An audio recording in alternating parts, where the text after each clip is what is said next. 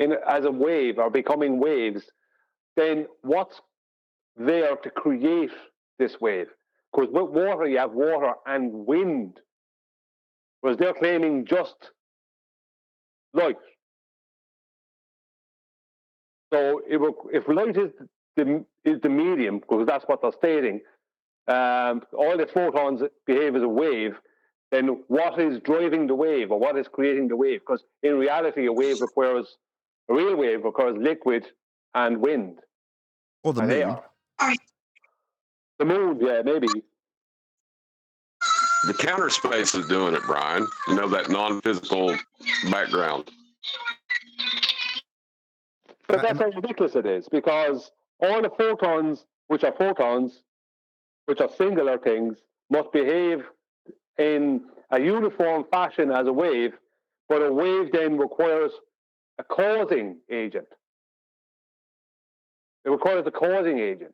Like what is a wave in reality is a liquid water and wind. Water and wind creates, depending on what direction the wind is going, will give you certain types of waves. Ask a surfer, they know. So where is the wind? Is there an ether wind?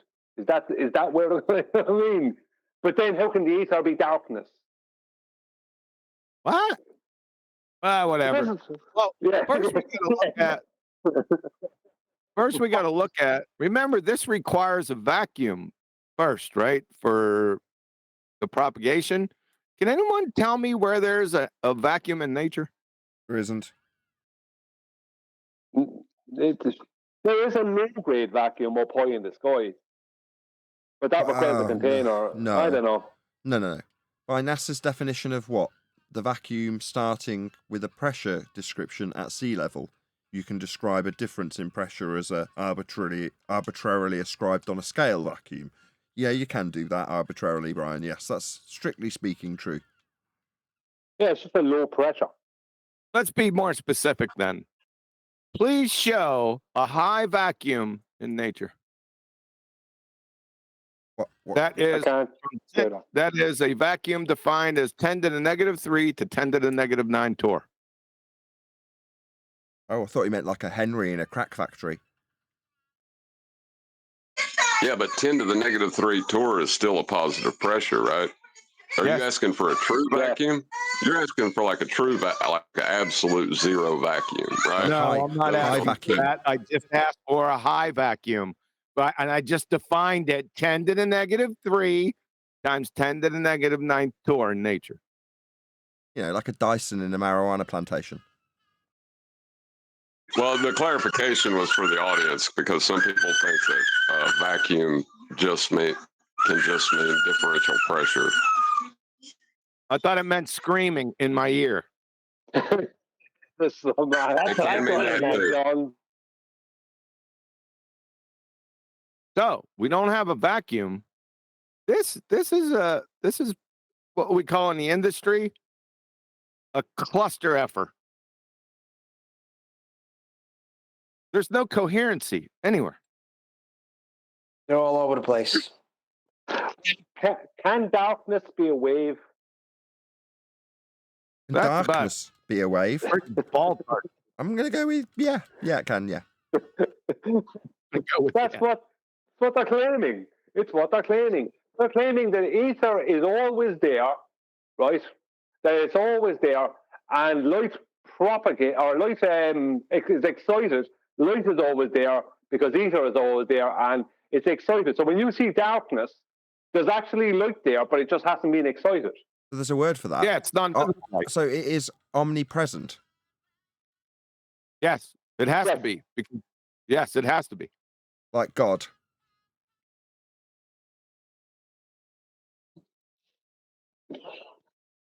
Yeah. Yes. Yeah. That's the end game of it. That's the end game. Exactly. God. Hold on, I have a quote. I have a quote from the Bible. For in him, the ether, we live and move and have our very being. Well, that's what they're claiming, AI. Yep. He said the ether. This is in him. In him, and then he said the ether. That's not in scripture. No, no. I know he had that, the, but they're saying that. It was in air parentheses. Well, let me point out, let me just make a comparison. You know the way we have gas pressure and we can have a gradient of pressure, we have light and a gradient of light. Whereas a low light area we would call darkness, and a high light area we would call, brightness. It's right. So I don't know. That's not really proven either, though, is it? It's not really proven. It's not helping them. It's not proven either. Yeah. Oh, you never know. It just depends on who and when you ask them what ether is, because it's like evolution. It's a shapeshifter. Immediately shapeshifts. Can a wave be a discrete point? No. Of darkness. Of darkness? Oh, darkness. Hold on. What grade of darkness? High grade darkness. I'm pretty sure that's on the light scale. Yeah, well, we 10 to the negative 18 Tor darkness. That's a pressure scale. 10 to the negative 18. I don't think I was. It would have worked as a joke if Brian had only said if Brian had only said lumens, 10 to the negative 18 lumens. That would have worked. Yes, that's the one I couldn't come with. Yeah, but you guys are thinking too small. It's not about light as much as it's about everything. Ether is not just the background medium for light. It's the background of everything. All material and energetic states are just permutations of ether. Now, which we've already. Go ahead. Now, ether, light is the medium. I got what's it saying that? Yeah, because darkness is a low pressure lumen situation. Just low lumen. And the darkness got excited. Try Candela. Candela. It's advanced beyond light since that time frame. Of course, he said everything is light too. So yeah, everything is essentially ether in some excited state that gives rise to all permutations of matter and energy states. So iron molecules are just ether in a certain vibrational state versus copper. It's just ether in a different vibrational state. The question I want to ask yourself is, when you hear stuff like that, does it sound like something that you could just accept at face value? Or does it sound like someone in a turtleneck and black jeans sitting on a stool smoking a cigarette would say? Yes. Yes, Carl Sagan. Yeah. it's also it's prodigious infinitesimal whirls of velocity. Wow. Oh my goodness. Say that again. Can you stop being so infinitesimal whirls of velocity while I'm being overtalked? I tell you what, from now on, I'm gonna carry a thesaurus with me, and whenever I want to say something, I'm just gonna find the biggest word that means what I want it to mean, and use that, and then people will just believe everything I say because it works for the Ethereans. So instead of travels, you could say perturbates. Yeah, exactly. That's called being sesquipedalian. Let's say that again. That's called what? That is called being sesquipedalian. Sesquipedalian. Correct. What does that mean? It means using big words. Okay. Did you ask? Spell that monkey. All I heard was Sasquatch. Sesquipedalian. I think to be sesquipedalian is to infer that you're using big words where they aren't necessary.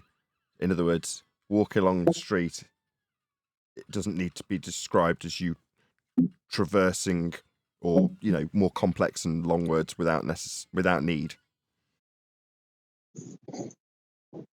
Or without, instead of without need, without necessitation. Oh. There you go.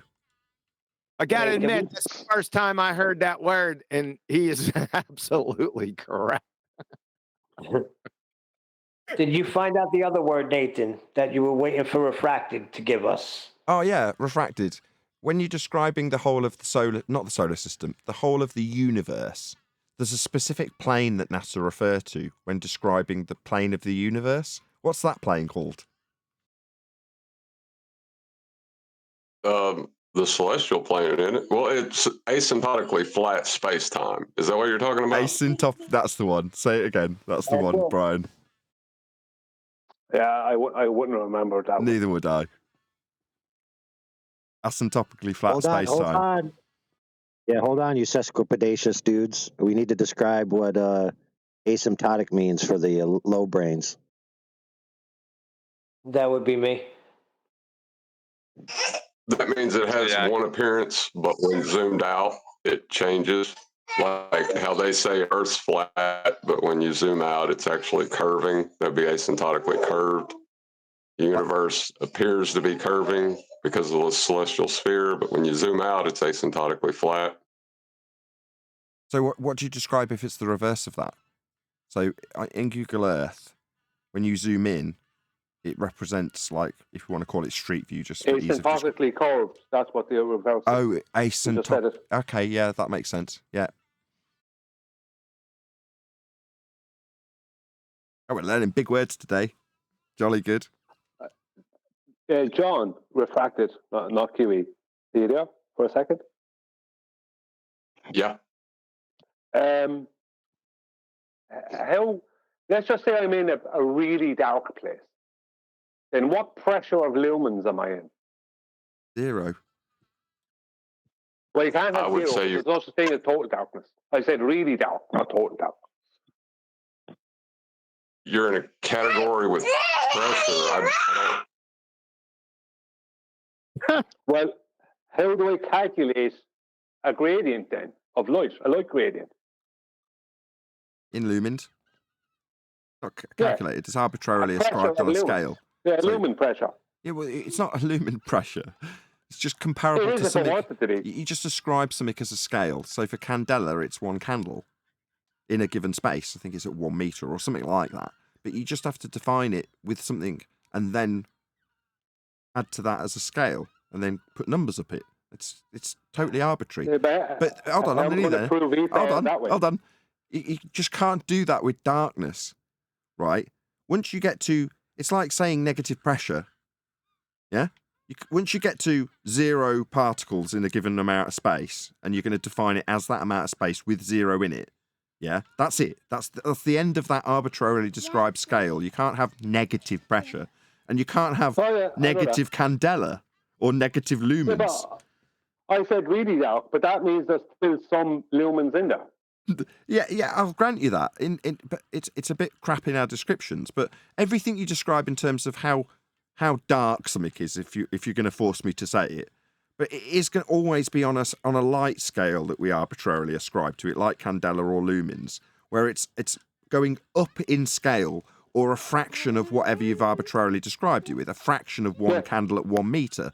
But that's a description of how much light there is, as opposed to how much dark there is. You can't do that. It's like how much negative pressure. It's nonsensical. No, but I know that's not what I meant. I meant how many lumens are in that dark area. Like, I mean, if I stand in a room with no windows and I close the door and I turn off the light, then per meter cubed, how many lumens is that? If the room's sealed off from all light and nothing is generating any light, and you're going to only talk in reference to the visible spectrum, that is to say that you're not going to suddenly go, ha, look, I've got an infrared camera, or something stupid like that, because the room's warm, or whatever. As long as you're talking within the visible spectrum, you can reach a point of 0, where there is no visible light. You're in total darkness. No, you can't get to that point. There's no such thing as total darkness, I reckon. It's not possible to get to total darkness. Says who? A visible light. A visible light, not... He's talking of visible light, not of light altogether, but as visible light. That's where lumens apply. They don't apply to all spectrum. Yeah, but if you stand in a really dark room for like 10 hours, you'll suddenly be able to see things. I think that's just you tripping out. Well, to get this lumen scale together. Hold on. I've heard this before as a claim. This is a bullshit heliocentric claim where there's a certain amount of, I can't remember which particle they describe, that's always going into your eyeballs, through your eyelids at all times. It's something like quarks or neutrinos or something like that. That's the tree you're barking up, isn't it, Brian? I can sniff it. Yeah. Neutrinos and quarks. Yeah. Neutrinos. How many neutrinos are in the dark? Oh, here we bloody go. How many of the dots and lines that they looked at CERN when the particle collider smashed stuff together and then they represented that on a CRT screen with dots and lines? How many of those that they called quarks or neutrinos do we have entering into our eyeballs when our eyes are closed? Is that your question? Yes. Somebody kick him out. Yeah, but lumens. The thing is, your question only applies to the visible spectrum. Like, you can take a device into an area and test the amount of lumens that device is registering in the visible spectrum. That the people have that. They go around and they ensure the safety of walkways with it. But it doesn't apply to the non-visible spectrum of the light. So you, I'm not being serious. I appreciate the information, but I'm not. Sorry. Okay. No, you could say that there could be a gradient of visible light. You could. I mean, you can't say that wouldn't be impossible to calculate. But I'm just see the Ethereans claim that the ether is omnipresent, as I think it was Nathan pointed out earlier. So, but they say light is always there. It just has to be excited. So when it's not excited, it is there, but you can't. It's not. It's not illuminating anything. So what is that? That's darkness. Pure potential. Yes, the potential darkness. That's what they're claiming, isn't it? The potential of the light contained within the darkness. Yes, that's what they're saying. Yes. That's what I couldn't eloquently summarize when I was like, they reverse it, because we were describing what something isn't what it does, or something along those lines. And I said, well, they reverse the situation from what light is doing to what isn't the light. That would be the darkness. And then they move on to how that's the potential of the light that they've just been caught over a barrel with. So they take it to La La Land, basically, don't they? Yeah, you have to believe that when it's dark, that it's still light. That it's still light. Just it's not excited. For me, but it's excited by electromagnetic waves. Come on, sorry. I was going to say, for me, the way where I took it and then got accused of being a bully with was to take it to any practical application. I.e., what does this offer us? With Johnny, that's where the conversation basically ends, isn't it? Because it's all well and good offering up claim to be explanations for things that may or may not be occurring, until you get down to the nitty-gritty of, okay, why are we doing this? Where's this going? What's it going to benefit us with? Why should I invest my time in this? And then it does just boil down to that example of, you've got a guy standing in a phone shop when you want to buy a phone telling you about ether. That's what it boils down to. Yeah. You absolutely no use to it. This is exactly my point, right? Because every time if you look at Whitsitt debating, he always loses at this point, and that's what freaks me out. I don't care about ether or whatever, right? But I'm a flat earther, and he loses at being at flat earth debates when it comes to that point. Oh, you mean he loses the flat earth debate at the point that he gets held to task on garbage ether? That's where he loses the flat earth debate. Oh. Correct. Yeah, I bet that's frustrating. Whitsitt is good at debating, right? As in, the ballers don't like having to debate him because he's awkward to debate, right? Because he'll make it awkward and he's fast with what he says. And when he knows something enough, he's able to repeat something and put it all together. And I've heard him do it. Even QE played some of his debate. one of his debates there recently, and you had to commend him on how good he was at relaying out this information really fast and just bamboozling the opponent who didn't understand what he was talking about, even though what he was saying was the opponent's stuff. If he just stick to what he's good at and stay away from ether and nonsense like that, he'd be fine. But he won't. He goes into ether and sorry, I can't remember your name. Sorry, in Discord. Nathan. I'm after hearing you a million times. Sorry. It's Nathan Oakley. Not you, Nathan. The man speaking in Discord. But he does. I've heard him do that, and it gets to this point, and he's trying to support something that has no support, and it fails. What's the point? Exactly my point. He's excellent. Witsit, don't get me wrong, that man is excellent when it comes to flat earth debating, right? But it's because he can't prove the ether, and I don't know why he wants to put it in there in the flat earth debate. That's where it breaks down. You have to rephrase that. Which is great at debunking the globe, not at proving flat Earth yet.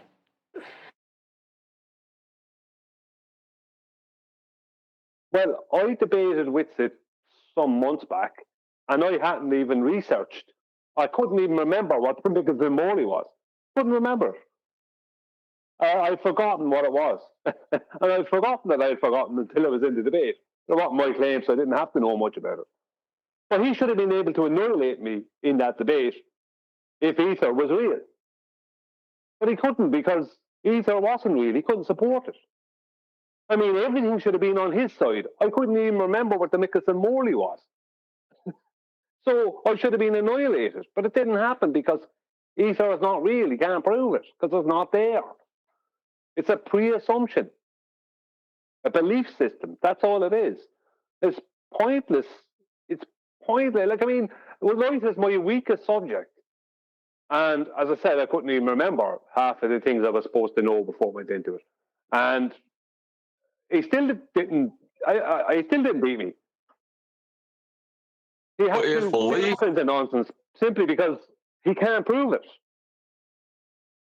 If belief is agreement without evidence, what is agreement with contradictory evidence? Fanatical religious zealotry, and it's not agreement, it's acceptance without evidence. Okay, it's a little pedantic, but sure.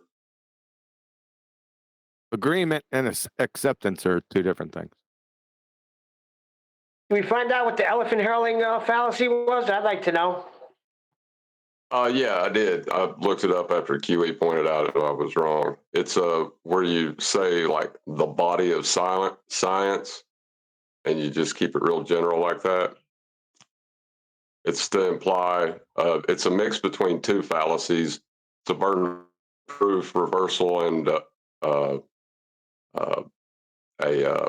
hippopotamus hurling. Hippopotamus hurling. Hippopotamus hurling. It's when a judge asks you to support your claim, and then you just say, Google it. That's it? It's yeah. That would be an example of elephant hurling. Yeah. Or the words that were used earlier by AI were, think about it. Think about it. Like sesquipedalian. Those are like trigger words to me. When I hear someone say, think about it, it says, I've either parroted garbage or just made this garbage up on the spot. I've got no validity for it, but I'm now going to suggest that you think about it, because that's going to make my claim more valid. Have a think about it. Yeah. Yeah, I mean, we know all about unicorn digestion. We studied horses really extensively. Think about it. Think about it. Yeah, if you're open-minded enough, you'll be able to come to the conclusion.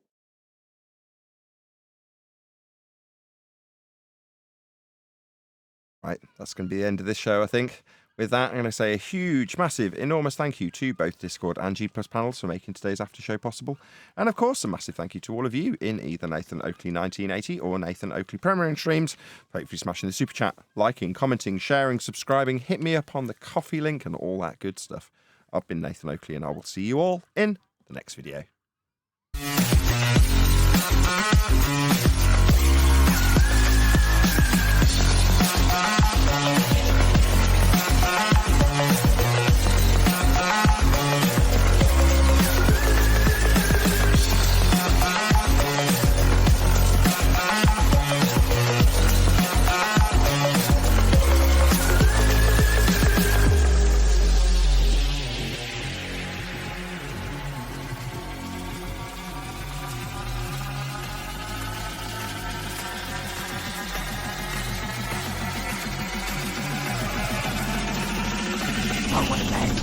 What a lovely day!